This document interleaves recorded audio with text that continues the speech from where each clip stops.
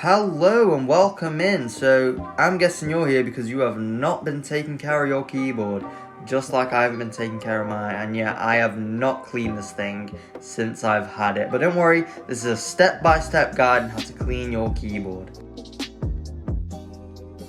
But guys, don't feel too bad about your keyboard because as you can tell, mine is filthy as well. I mean, mine is absolutely horrendous. So yeah, what we're going to be doing is we're going to be cleaning the desk off a bit, just so we have a bit of room to work with here. But yeah guys, just to start off, I would suggest you guys to unplug the keyboard because you don't really know what you're going to be pressing while it's on. Yeah, so I'd recommend getting one of these keycap pullers because it makes it so much faster and easier when taking off the keys. But you don't have to use one of these, you could just use your hands, but it's just a bit harder and it just takes more time to do.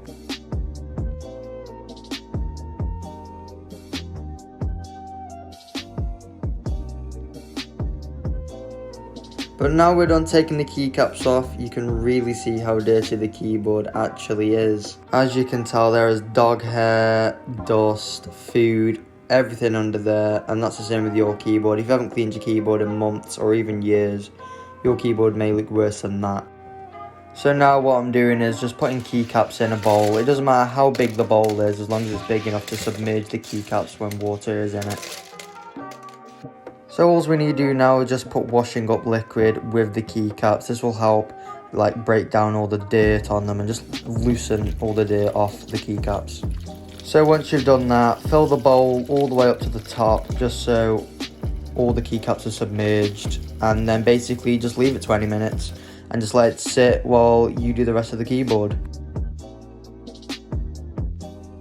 I use one of these brushes to brush off all the dirt and hair from the keyboard. I do sometimes use my fingers as well just to help get the hair out the switches, but the brush just loosens it all up. But you don't have to use one of these brushes, you could just use something else of plastic bristles. As long as it's nothing metal or it's too soft, you'll be completely fine. Plastic works perfectly. You can skip this part of the video, but if you watch me do it, you'll see how I actually use my fingers to get into the switches to pull the hair out, and you'll see how I'm getting in all the little crevices with the brush.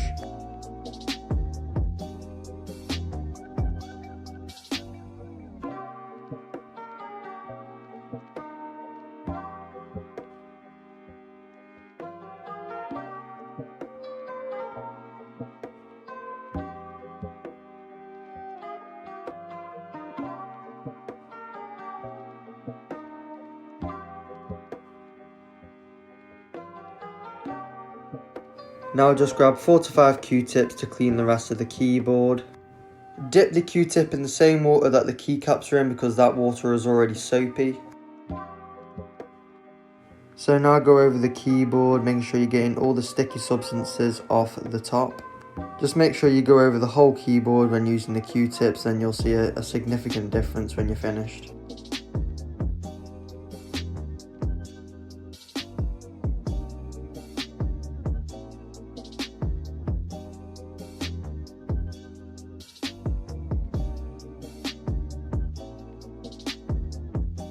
So when you've done with that, make sure you give your keyboard a good shake just to get all the crumbs out that your brush and your Q-tips couldn't get out.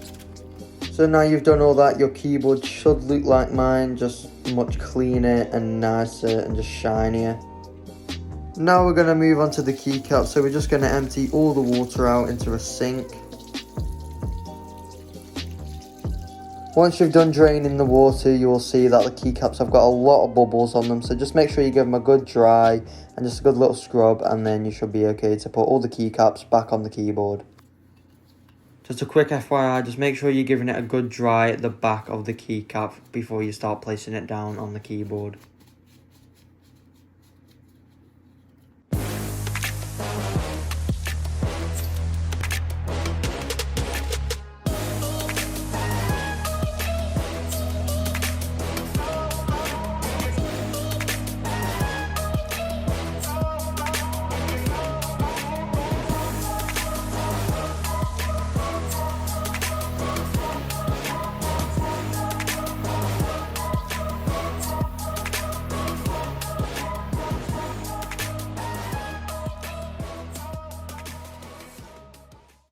I hope you guys enjoyed this video and I hope you found it very helpful. If so, share it to one of your friends so they finally clean their keyboard. Well, I hope you guys have a good rest of your day and peace out.